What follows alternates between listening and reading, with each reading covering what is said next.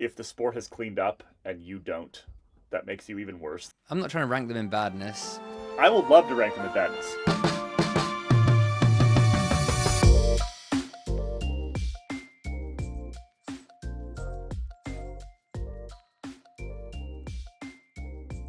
Welcome back to Spin Cycle, Johnny Long.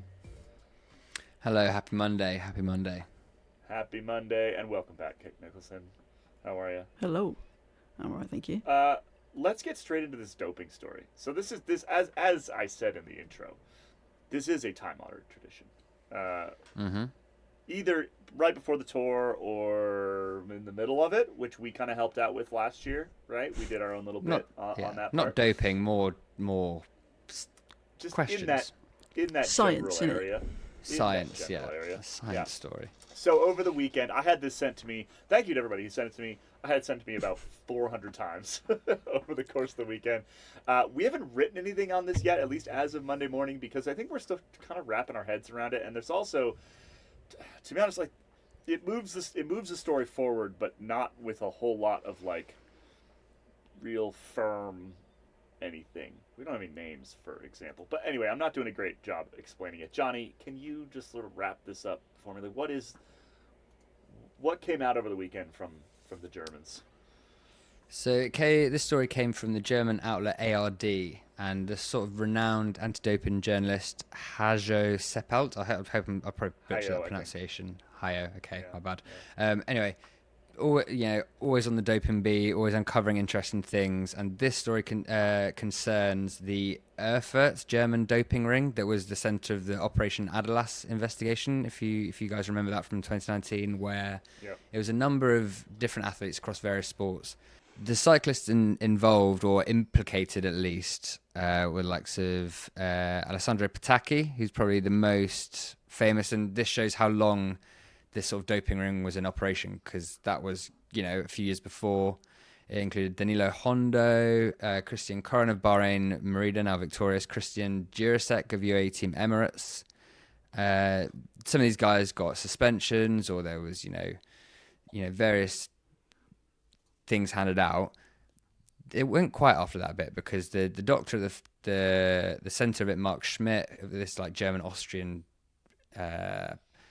doping ring. Doping ring sounds like it's, like obviously doping. Mafia, something or other. Like doping's bad, and like some of these are designated crimes, but doping ring just makes it sound, worse maybe than it is. It's also, obviously bad. You know how we feel about it. Anyway, I'm blathering.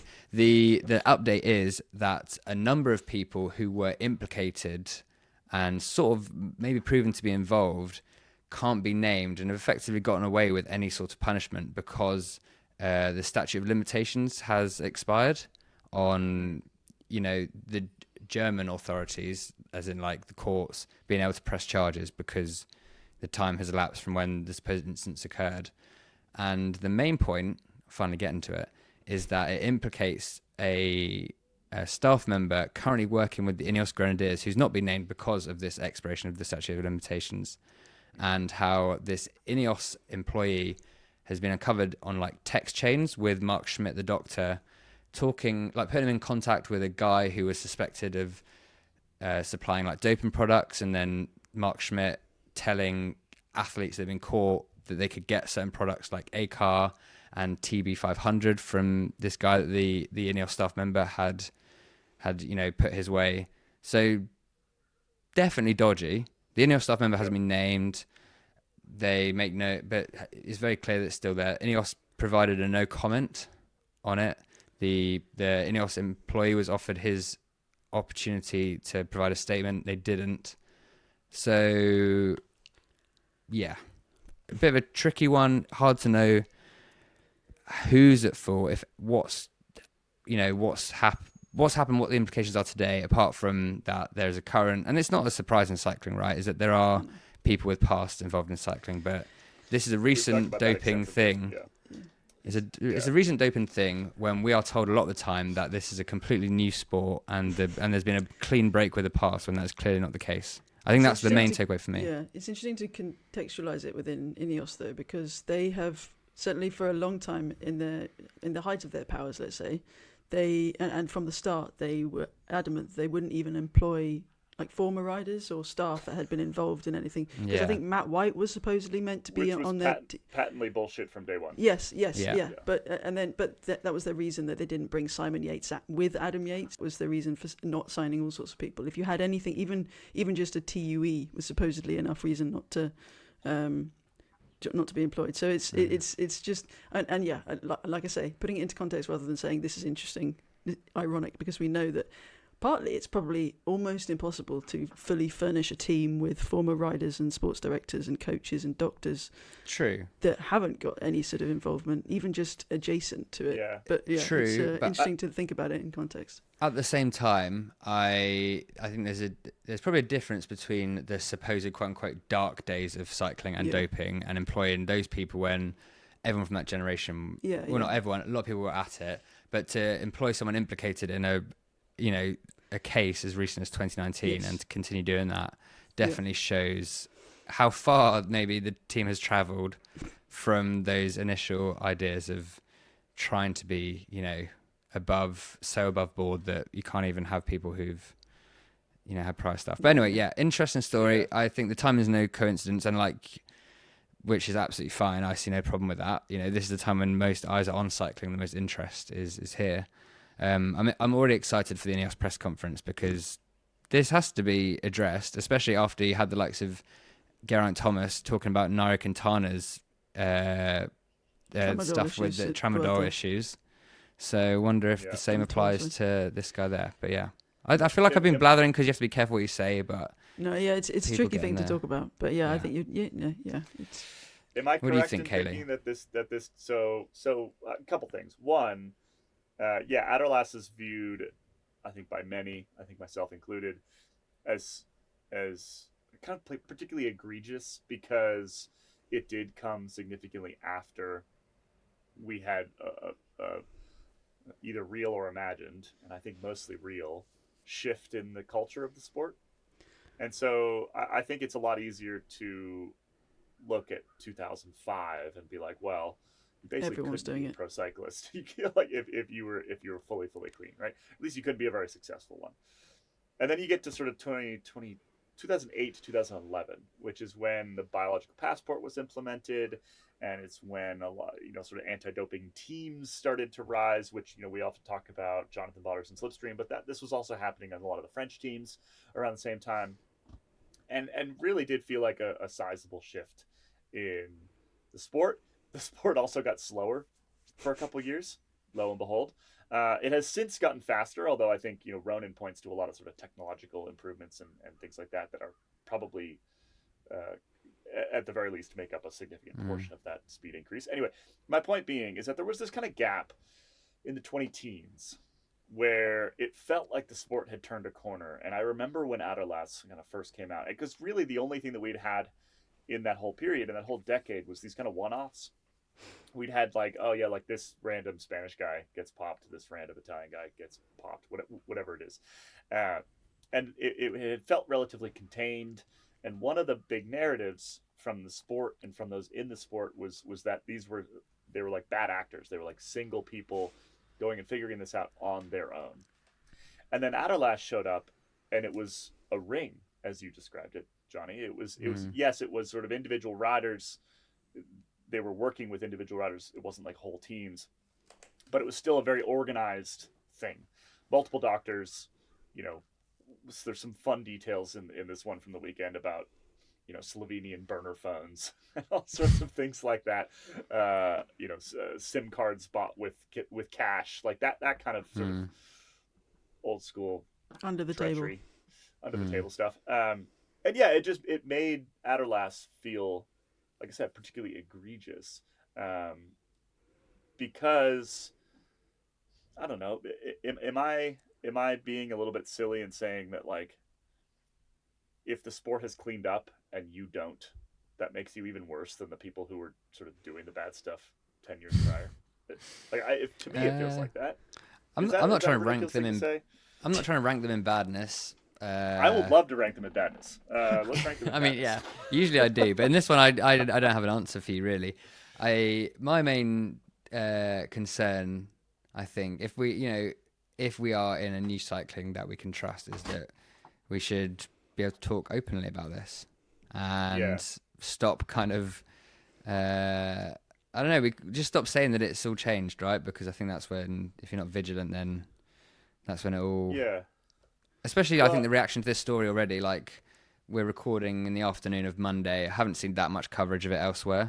Yeah. So It either has we're hardly about hit us and ARD is going to get massive legal letters through, but I don't think that. I think they are proper professional journalists. I think there is a definite wariness of covering this, because I think that for a lot of people it's easier to shelve any bad thoughts, which we saw even with the monoxide story last year. Is that there is especially with like cycling, pun unintended, is an escape for a lot of people, especially the sport side of it, that they don't want it ruined. And neither do I, but at the same time. But there is a general understanding that it is happening somewhere. Like if people who don't know cycling ask me, because obviously, cycling in popular culture and everyday culture has Lance Armstrong hanging over it, and that era of cycling and the eras before that. And so whenever I'm asked that question, are people still doping, or is it a clean sport now? This isn't my analogy, it's coming from someone else. Not even sure it really qualifies as an analogy. But if in the early 2000s, late 90s, early 2000s, it was 95%, which is probably too high a number. But if it was 95% then who were doping in some way, shape, or form, Probably close to that. it's 5% now. Yeah. And I believe that there are riders in the peloton still that are still dodgy, but largely they're cleverer than WADA, or at least they're way ahead of WADA. That's true. Yeah. And therefore, anything that they are, and it is all science based. It's all kind of advancements in a way. And some of it is just nutrition. And I'm not suggesting at all that that this is doping of any kind. But a little Trek have just gone into a new partnership with a recovery product that is based on salmon. Yeah. It's like this. It's extreme, I guess, omega-3. I haven't read much into it, but it's all these ways that you can actually make use of the things that we have access to on an everyday it's the basis. forefront of performance and all, and So and also just just looking after your mental health is a big step in the right direction, because like Tadej Pogačar and his cafe rides and not just counting the the kiwis and the almonds and that sort of thing. So I believe it's predominantly clean, but I'm not naive enough to believe that it's completely 100% there. So, am I correct in believing that this doctor, who was he's described by presumably a doctor, an accomplice of Mark Schmidt, right, and who is the one that is still working in cycling, which is basically that's the underlying story here. There's a guy who was like heavily involved in Operation Aderlass, who is still working in cycling, allegedly.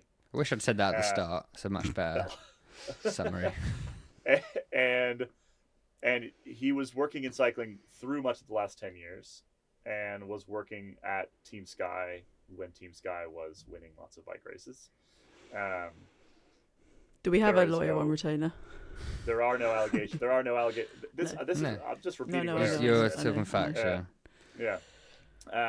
or at least I'm talking allegations. There are no allegations surrounding individuals like Chris Froome or Bradley Wiggins that are directly related to this particular topic. But that is the underlying issue here.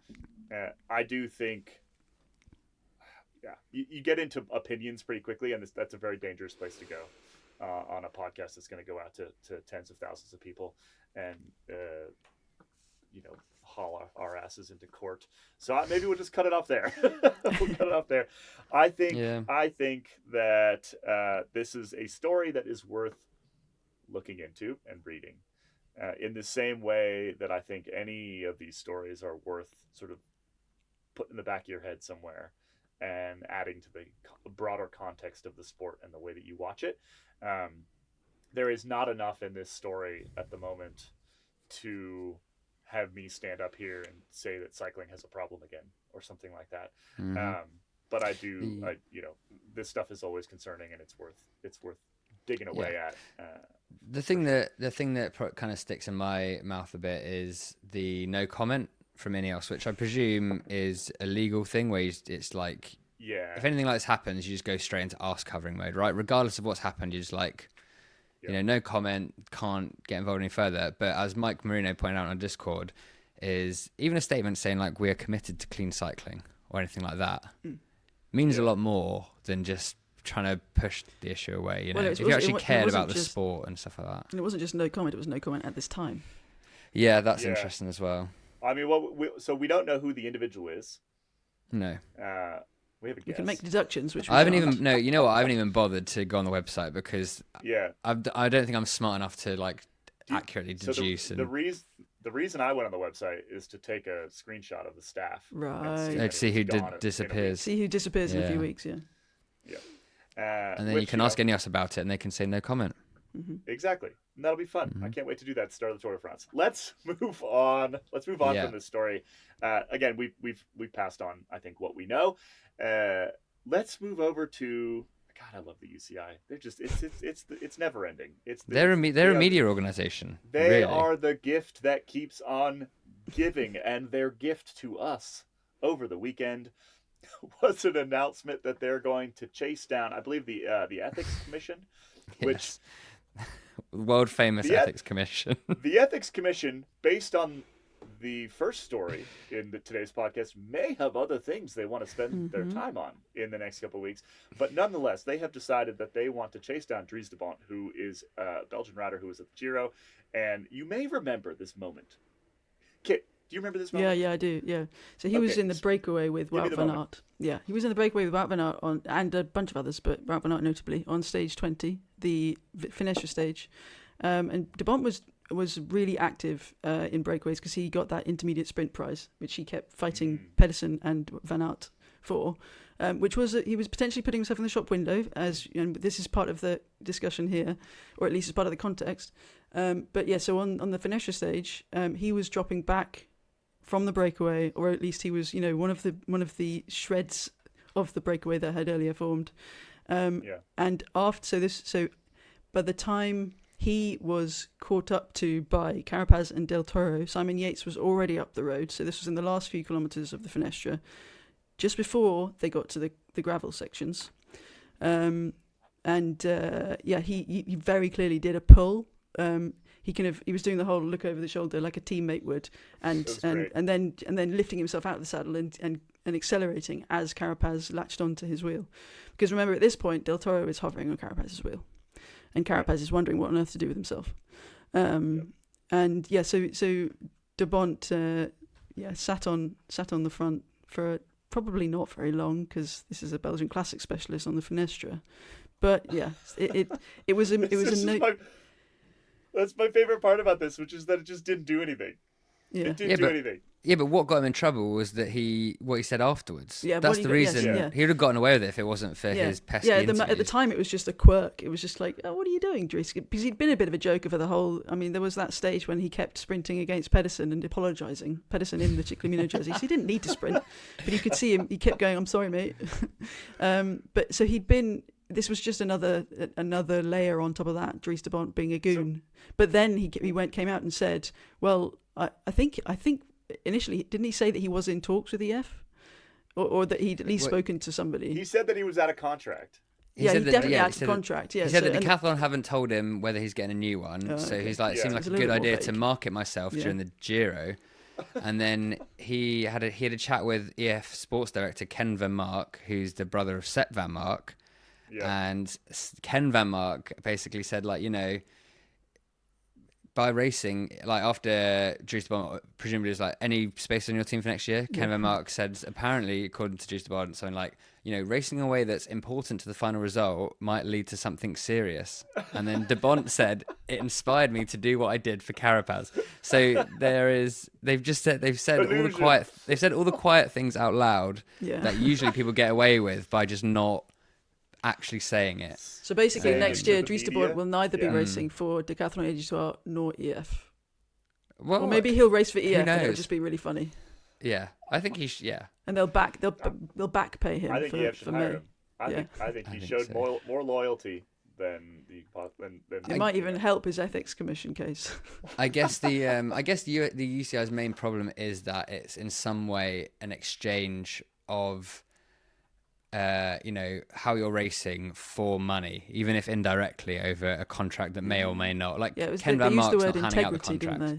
Integrity. Whereas immediately the example that came to mind was when Geraint Thomas gave Mark Cavendish that lead out on stage 21 of the Giro, which is obviously like, sorry, yes, which is obviously, you know, not necessarily the done thing ever. Like, you're supposed to race your team. Obviously, it doesn't really matter, and you know, British cycling fans were too busy saying chapeau to notice that other people might be like, you know, what is this nonsense? Yeah. But you know, and it does happen all the time. I mean, happens all the small time. Teams making allegiances and 100%, especially against a big favourite or whatever. You know, that's how they try and level the playing field. But like you say, saying the quiet bit out loud, it's not so much. Yeah, like in, especially not necessarily maybe in World Tour races, but definitely at smaller races where you'll have like World Tour teams against much smaller teams. They like continental squads, maybe they all team up, being like, right, if we're in the break, you send your car up there, but then help both of our riders, and then we'll be at the back and we'll help out your riders that get dropped, because you've only got one car and the World Tour teams have two cars. So then you're like, well, this actually makes it fairer than not being fair, even though it's against the rules. So if you ever see two directors' cars driving next to each other from like the helicopter shot, this is what they're talking about every single time. How do we beat Pogačar? It's just I've now two times in 2 episodes, I think, used the term tempest in a teacup. Although maybe that was in an Unchained episode. I can't remember. We've been making them all last week anyway. It's just a whole bunch of absolutely nothing. And I mean, okay. It's quite funny. It's very funny. Slap them with a 200 Swiss franc fine. And that'll be it. With your lives, I think that's UCI will get another meal out of it. Yeah. Well, a small meal. I want to biscuits. I want to move on to another UCI thing, because they are the gift. That just keeps on giving. I had someone message me, a member messaged me, Tane messaged me on Instagram, and proposed that Mark Matteo be put in charge of this safer group, Safer, as we talked about. Because over the weekend, Cycling News put a story up. I think it was Cycling News about Mark Matteo talked in some documentary. So Cycling News watched the documentary, wrote a story about it, and he basically said that we should ban power meters, radios, and all bike computers to improve safety. And I think Mark Matteo's platform for election to the Safer board would be. Does he want to ban non-alcoholic beer as well? Yes, probably. Probably. So I agree. Yeah. I'm in agreement with Mark Matteo, but I'm an idiot. So that's why I don't think it should probably happen. I don't think it's a safety issue necessarily, though. I think it would make cycling more fun. I think the radios thing, like the radios I think need to stay for safety. But then you also hear that DSs say, "Oh, there's this squeeze coming up. Make sure you're at the front," and that causes issues as well. So I think the radios. I think the radio discussion we've had a million times, and that is what it is. I think in some ways it would make it safer, in some ways it would make it less, and so just leave them there. No power meters and no bike computers, which I guess is like GPS. Imagine getting rid of bike computers and radios, though. I remember seeing an interview with Simon Clark, who was a famous road captain, or at least I don't know if that's still his role, probably is. But when he was at Green Edge, he would describe himself as a road captain, and they used to go around when they did the backstage pass. Used to go around to look at what numbers they had revealed on their or what screen they had on their bike computer. And as a road captain, the only thing he had on was quite a zoomed in map, so he could see when there were big corners and chicanes or whatever, so he could position. So that and the radio was positioning him correctly. And then you'd get some people who just literally tape over their heart rate or something. Certainly in week 3 when you're exhausted. Some people don't want to see it. Yeah, sometimes you don't want to see it at all. But I think bike computers, I don't know, in a similar way to the road safety, and actually, especially with the prevalence of heart issues in cycling, it seems, and that's maybe only 1%, if even that. But these bike computers, I suppose you're not kind of ruling out any sort of data capture at all. But they do play a quite important role for outside of races. Well, let's just have them on the bikes, but then you can't look at them. Yeah, but then I think the real Mark Matteo way is you don't ban computers. You limit them to the wired cat eye Right. You had to run the wire up the fork. Yeah. Or you and make then attach it them, at the or you make radios and bike computers so heavy that you decide which is more important, or maybe you just give one guy on the team a radio and a bike, so it's like they're the domestique for like knowing what's going on, and all that. Sometimes stuff. get the impression Mark Madio would just quite like to ban cycling. I think Mark Meadow just wants to win, and in lieu of that, complaining is the next best thing.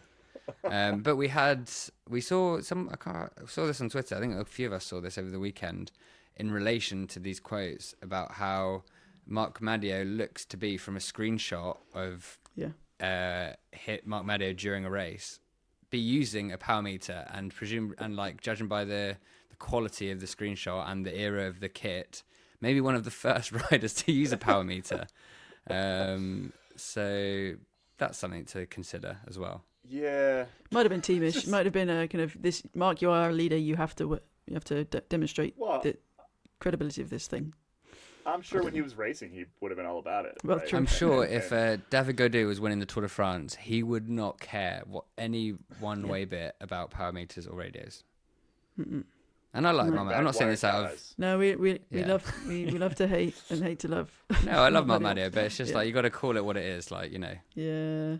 I mean, Old man the shouting connection clouds. to the Safer group, right? So the Safer group, just to remind everybody, is the same one which in the last week has done the handlebar width rule.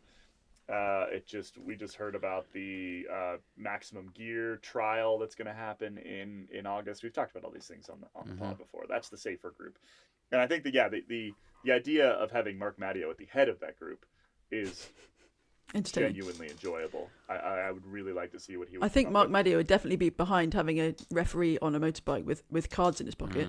I think he'd be behind that. The romance of that sort of thing. Oh, we're gonna talk about this later in the show. I was gonna say we just got our first yellow. Well, let's talk about it. Yellow suspension. Okay, let's just go straight into it. Oscar Risbeek was the first rider to get suspended because of yellow card infractions. Have you guys seen the video?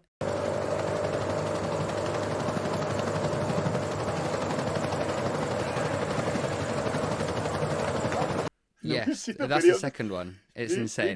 The second one, he just rides up the left side of the peloton and then tries to get in. He tries to barge his way in. And then bounces off the guy. Look like he maybe like catches a pedal on something or somebody or something like that and just like goes flying. So he gets a double. It's doubly rough for him. Not only does he get the second yellow card and get a how long is he? 7 days suspension. So he misses his national championships on Saturday, which I'm sure this isn't the case, but in football with yellow cards, what you get is that sometimes, like say in the lead up to Christmas, maybe the game before Christmas, you get like a suspension if you collect like 5 yellow cards within a certain number of matches, or like a red card, you immediately miss like 3 games or something. And often players will then, unsurprisingly, get a yellow card, so then they're like just at home for the Christmas period. I'm presuming that's not the case, because I presume Oscar Risbeek lives in the Netherlands. He'd also be riding for Alpecin and Van der Poel. Exactly. So he probably would have been quite useful. But it's the first rider. It's not the first person, because there was a photographer at, I think, the women's Vuelta, who got 2 yellow cards in the race and got suspended. Should we see if we can get a pub yellow quiz card? Question. No. At the Tour? No. I'd got a credential confiscated last year, and for the next 2 days was terrified. So I'm not in the spirit of breaking rules. Well, my favourite yellow card was when the race jury gave one of their own a yellow card. I can't remember what the race was now, but I remember. In fact, it might have been the Giro, and the moto jury chap was given a yellow card. Perfect, beautiful. Yeah. Let's take a break. When we come back, we'll talk a little bit about the weekend's racing. I think that's justified. We'll be right back.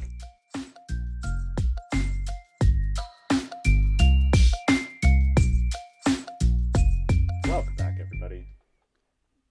Normally, Kit, I would throw to you to tell me what happened over the weekend. But you. I'll tell you what I did at the weekend, but I was You weren't working over the weekend. I wasn't. Why don't you tell us about your weekend instead? What do you think? Well, it was a heat wave in Edinburgh, which actually has been happening quite frequently in the last couple of months. But yeah, no, I had a few friends around, and my mum visited and we didn't. Lovely. We completely avoided cycling. Did a bit of bouldering. Wow. Went to the Pride Oh, March. nice. It was all good fun. Nice. Very good. Very good. We Well, completely while you were avoided. doing Yeah, that, Joao I made was his watching exploits. bicycle racing in your place. Thank you very much. You know, I did my best. At the same time, I made 2 typos in a story, which you never do, and they were immediately pounced upon Oof, by the Boy, people of always Skate Collective. hurts. Which Yeah, it does I always hurt pointed every out- time. Every time. I pointed out, and I'm sticking with this, that all my typos are on purpose, and they are to prove that my writing is not AI. Yeah. That is what we're Well. sticking with.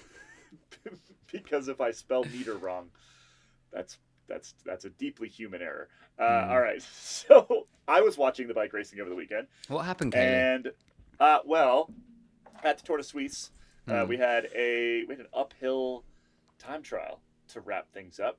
Joao Almeida was able to take the victory there. Took about a minute and 40 or so out of Kevin Buckland. Sweet Kevin. Deeply unsurprising. Sweet Kevin, not a great time trialist, unfortunately for Sweet Kevin. Sweet Kevin, though, I wrote a little like, what did we learn from Tour de Suisse? We learned some things, right? It wasn't the Dauphiné. We didn't have a Pogačar-Vingegaard battle. What I think we learned from Tour de Suisse is, one, obviously, UAE is just crazy strong going to the Tour. We already knew this, and I think we're going to talk in a minute about some of the drama and things that happened at Suisse, but in the end, that didn't really matter. Almeida was by far the strongest rider, clawed back 3 minutes over the course of a 1-week stage race. I mean, if he hadn't lost all that time early on, he would have won by like 4 or 5 minutes. So, yeah, super, super strong. And he's going to be a domestique for Pogačar next month. He even said so in the interview after the race. He's like, yep, I'm going to go work for Tadej now, even after winning a big stage race. So that was unsurprising. But the other thing was kind of keeping an eye on some of the other riders who might do something over the first 9 or 10 days of the Tour. Because the first 9 or 10 days of the Tour, for those who haven't looked at the route yet, we start up in Lille. We have some kind of northern French stages. We then head over toward like Normandy area, Mont Saint Michel kind of area, and then head down it. And this whole sort of first 9 days is just kind of, it's either flat and windy or it's lumpy, right? So you're like Mur de Bretagne in there. We head in some of those hills that are kind of near Clermont-Ferrand. There's a whole bunch of, these days that they're probably not Pogačar days. They're definitely not Vingegaard days. They probably are Kevin Vogtland days. And so I think that was one of the interesting things to me that came out of the race, was just the sort of who else is looking interesting. But yeah, in terms of UAE and Almeida, they surpassed the drama. We liked the UAE drama that happened before. We weren't saying that there was necessarily going to call. Actually, we said the opposite, that they win in spite of the drama. And actually, they're doing everyone a favour by making it a bit more interesting than if they just, Almeida wins a Tour de Suisse by 5 minutes. Mm-hmm. They also took 2 stage wins over the weekend, or 2 stage race victories, because Filippo Baroncini won the Baloise Belgium Tour off Ethan Hayter. Ethan Hayter beat Filippo Ganna in a time trial, so a bit of revenge tour on his old team Ineos. And then Baroncini won over a lumpy stage in the stage 4 to take the lead off Ethan Hayter. And then in this final stage 5, Tim Merlier won the sprint to make it 2-1 against Jasper Philipsen in the head-to-head sprints at the Belgian Tour. Yep. Just, a little bit of form check before heading into Tour de France. On the Tour de Suisse, I was very pleased to see. Actually, Merlier probably won't be at the Tour, will he? No, he is going to the Tour. Oh, is he going this year? He is going to the Tour, yeah. He's supposed to be, supposedly anyway, yeah. He's on great. That was the plan because he's been waiting for a season. while. Yeah. He'll be back at the Tour for the first time in 5 years, I think. Good for Tim. Just to stay on sprinters before I get into Scottish territory. But we also had, we can touch very briefly on the inaugural Copenhagen sprint events over the weekend, which were Lorena Wiebes, unsurprisingly, took the win in the women's race on Saturday. By 5 bike lengths. Yes, yeah. There was a gap between. There was a second. There was actually a time gap between her and Balsamo and the next group. Yeah. It was ridiculous. Yeah, it's wild. She had complaints about the safety and the lack of stewards on the course, was it? And then in the men's race on Sunday, there was some drama early on that I'm only looking at the results, but it was a good result for Jordi Meeus, who of course won the Tour de France, the final Tour de France stage in 23, to everyone's surprise. But he won stage 6 at the Tour de Suisse, Yeah. and then legged it over to Copenhagen. Yeah. You're not supposed to be able to do. You're not supposed to do, So- He was but allowed they to do yeah it. they allowed to do it because of injuries in the squad or something. Yeah. Yeah, but They like, got special but it's dispensation. still just it sets a pretty bad precedent because like It does. the reason why you're not allowed to do it is because they don't want this exact thing happening, which is that Yeah. sprinters like get through the sprint stages in the first 3 stages of a small stage race, a week-long stage race or something, and then just pull out ahead of the mountains and head somewhere else, right? Like Imagine that- doing you it don't want that. Pyrenees to Tirreno and winning stages at both. Yeah. Yeah. Yeah, I have a exactly. Which you could totally do if it was lined up correctly. So I don't actually. Well, Good for Jordi Meus. I like Jordi Meus. Yeah. I wrote in my little piece over the weekend that I think Red Bull should take him to the Tour de France because they're Just not in gonna win case. the damn thing. No. Like you might as well Do go we know that he's full not going to the Tour? AG2R and he might go. I have a He may sneaking still go, suspicion. yeah. I have a sneaking suspicion that with the UCI probably wanting the Copenhagen sprint to having, not attracted the likes of Malia and Philipsen, maybe wanted a few more sprint, name recognition sprinters there. And so, Yeah. you know what, we'll let you have this because Sam Welsford couldn't line up for Red Bull Bora because of a shoulder problem from the Antwerp Port Epic.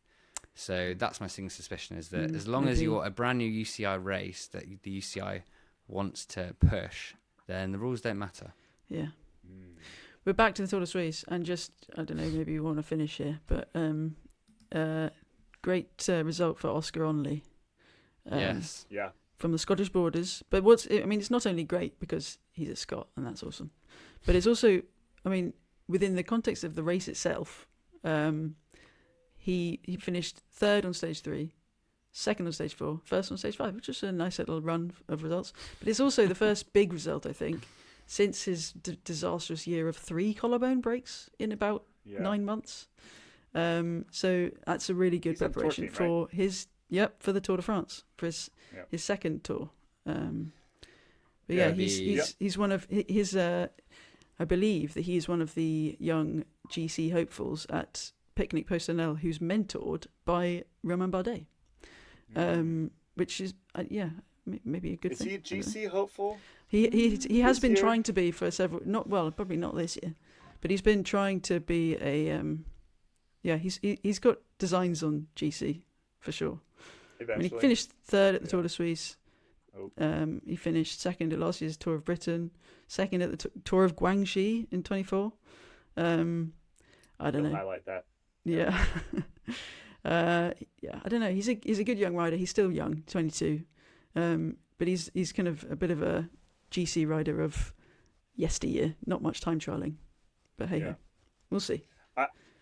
I made the point again in my story of the weekend when I was sort of like looking for things to take out of Tour de Suisse because again it was really second fiddle to the Dauphiné this year. Definitely. Also, somebody pointed out that Auvergne-Rhône-Alpes became one department in 2016. I wasn't aware of this. So the new name of the Critérium du Dauphiné is the Tour of Auvergne-Rhône-Alpes, which is apparently now one place. Just keep hyphenating things. Just go for it. Anyway, my kind of point out of that was, and I've learned this over the years playing our Tour de France fantasy game, which, by the way, there's now a link to it at the top of the homepage. Everybody go open that up, get your team going, get your picks going, I should say. I've learned this. You just trust form. Just trust form. Like, don't try to, who was good last year? Who's good? Who should be good at this? No. Who is on form and flying and going to race well? And certainly Oscar Onley off the back of Tour de Suisse, you would put in that category. So I would say Onley for a stage win in the second or third week is a top 10 very finish, good bet. maybe. Yeah, is a very good bet. Well, it's hard to do both of those things. Not Right? not if you lose time in the first couple of weeks and then get a stage win. I love that move. A Guillaume Martin. 16. He's being mentored by a Frenchman. Yeah, let's be 17th, stage 10. Yeah. And then get our stage win, and with our stage win, pop into like. And then defend. Yeah. I like it. Yeah, you can join Guillaume Martin in out. the yo-yoing. Yeah. Yo-Yo World Championships. Also, while we keep talking about the UCI here, they're going to change the number of points given between World Tour and Pro, like Pro dot whatever races. Is this an anti-Vinokurov, anti-Astana rule? Yeah, anti-sending Wout Poles to the Tour of Turkey or whatever it was. That must be the points. purpose, right? Yeah.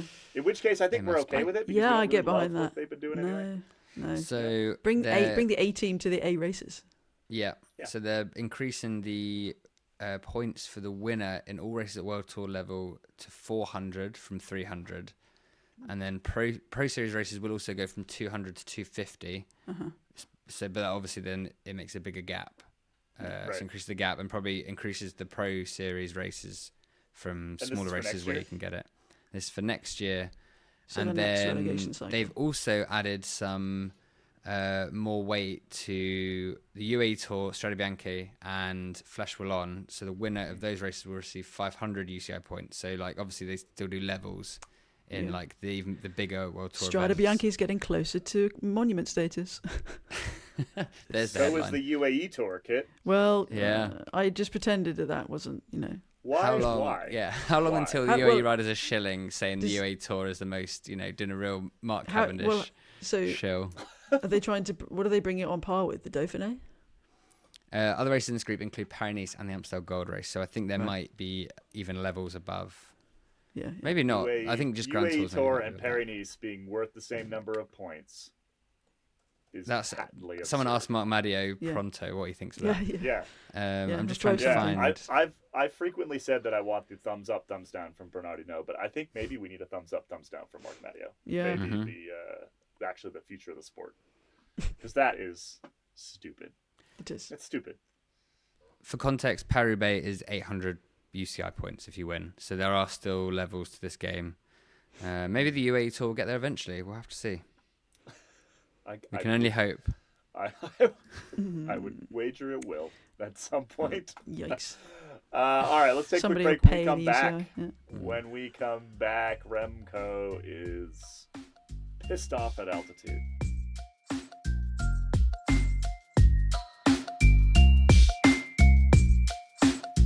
He's pissed off at the existence of altitude and it being difficult to breathe, or pissed off at being at altitude and that's where he is and that he happens to be pissed off in the setting. I have no idea. Johnny put this on the You should have said that Remco Evenepoel is pissed off while at altitude. Yeah. It was funny. I said it how I said it on purpose. You did. Yeah. I know. It was fun. But yes, he's apparently in Teen at altitude and just very pissed off. This is according to former rider and apparently Evenepoel family confidant Dirk de Wolf, who told Het Nieuwsblad that he is, cross about his performance mostly his performance in the Dauphiné, but maybe there's also an inkling that he didn't feel supported enough. Well, he wasn't by the team, which would be fair enough. Maybe we're seeing this as a sort of another initial. Other thing we like to do in July now, as well as the pre-tour doping story, is the will Evenepoel leave Soudal Quick-Step story during the tour. Well, maybe it's if he's a friend of Patrick Evenepoel, who's Remco's father and agent. Yes. Then they're pushing. Then they're building fuel in a fire to try and get contract suggestions. I was going to say not much of a confidant if you go straight to Het Nieuwsblad. Well, yeah. So that's what I think. That's probably a bit of spin. It's a bit like the Ayuso situation where he's definitely staying at UAE. So give us more money and might think about letting him go. Yeah. So yes, apparently he's just but I don't hate that. I think it's I think that's you should be cross if you want to be performing your best and you're not. No, he hasn't. Well, no, he doesn't. He doesn't. He's got broken collarbone. Landa's injured. He? He's not just collarbone, vertebra. You've been reading the official Tour de France preview magazine that's printed in April. Yeah, ridiculous. So Evenepoel apparently very cross, and hopefully this gives him the extra little juice that he needs to at least get back onto the podium alongside Vingegaard and Pogačar. I think that's pretty likely.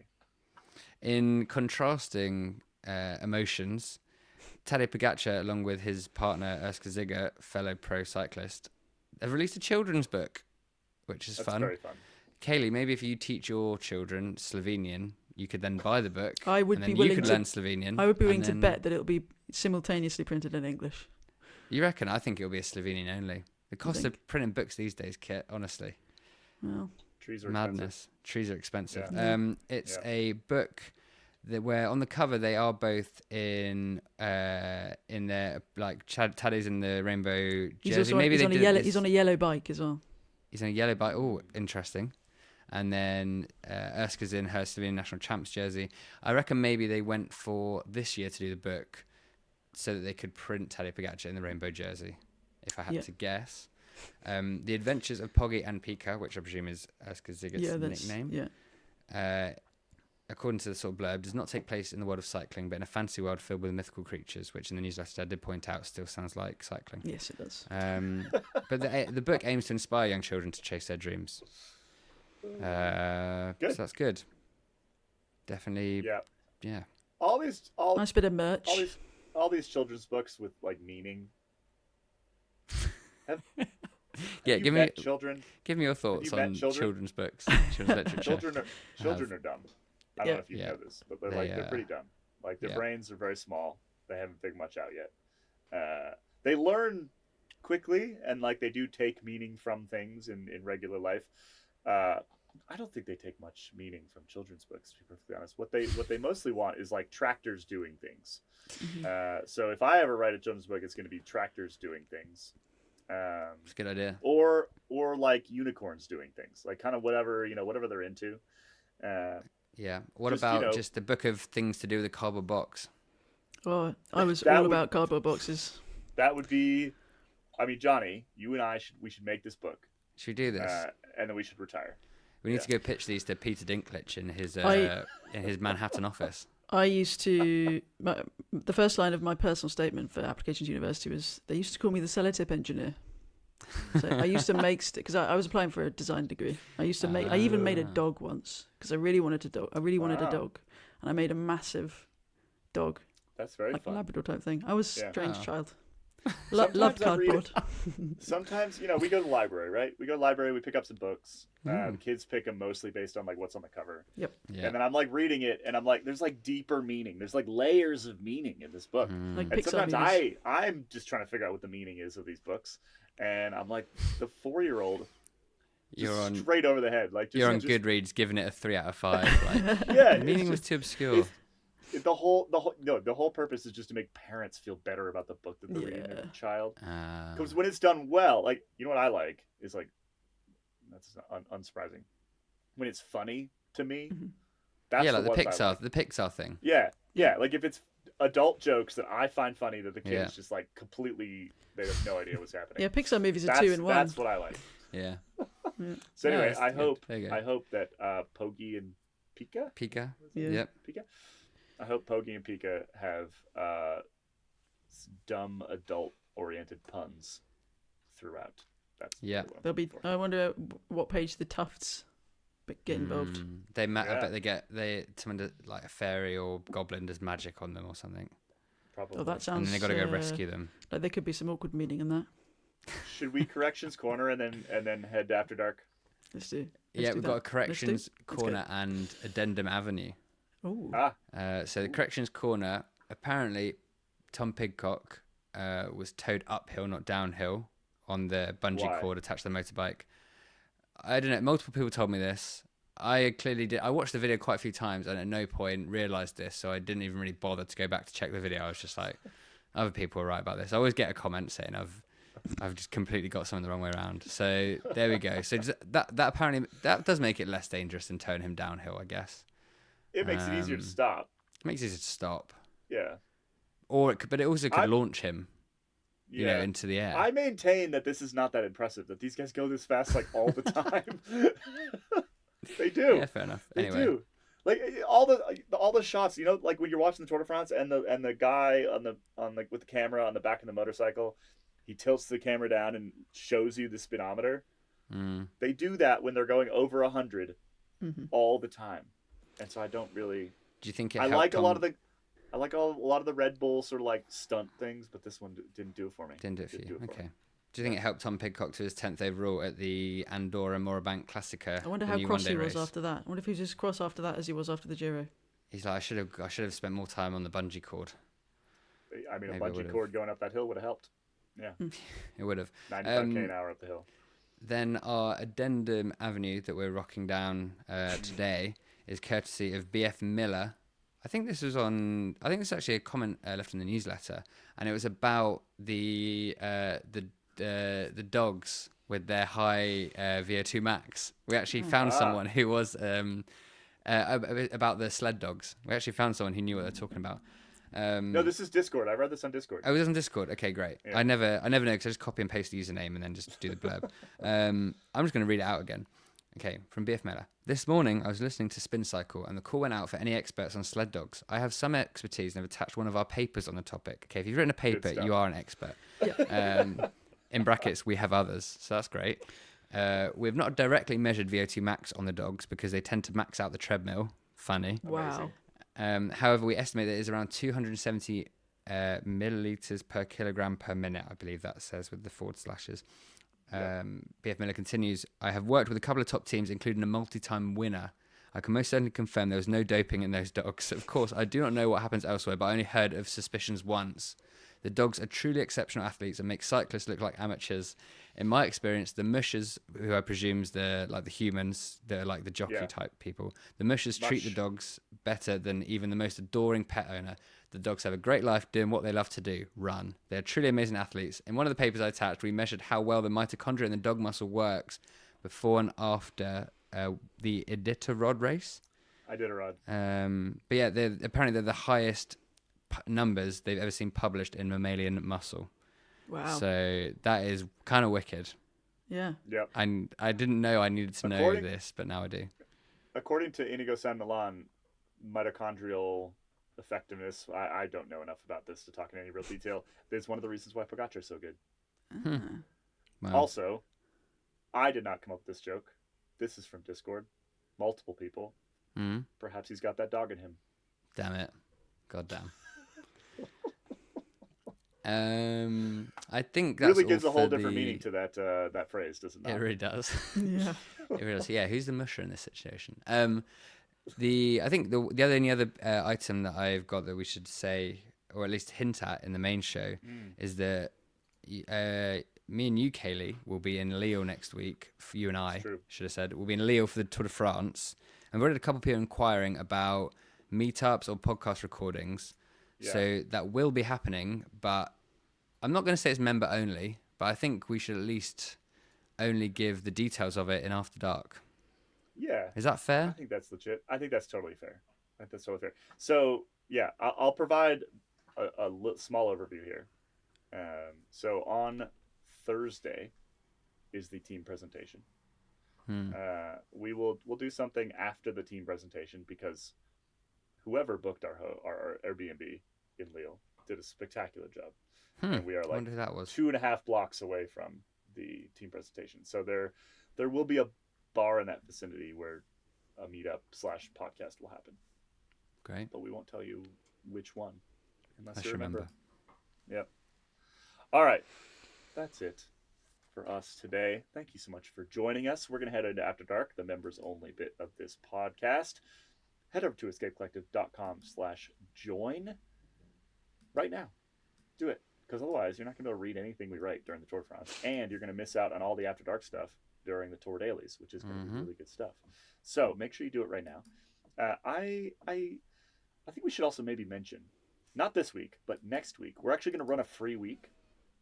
And I'll mention this today, and I'll also mention it in Friday's show. So if that is the week, if you are not a member and you hit the paywall all the time and you're like, God damn it, paywall, you can go read whatever you want next week. Also, if you are a member, it's the week to share our work, particularly like written work, with your friends. Because we're going to essentially drop the paywall for the week ahead of the Tour de France. I think we should we do After Dark for free as well? Yeah, I think After so. Dark for we've got to have to make that sure they're really, really good. That's true. We got to do good After Dark. Because they always are. They're always good. Good. So all of next week, I think we said from the 30th to the day before the tour. The site is open and free to all. You will, if you don't have an account at all on the site, you'll get hit with hey, you need to sign up to have an account, so we have your email. Because I need your email so I can email you, tell you to sign up. But other than that, it's actually free to get into. With that, again, thank you for joining. Go sign up. And we're going to head into After Dark.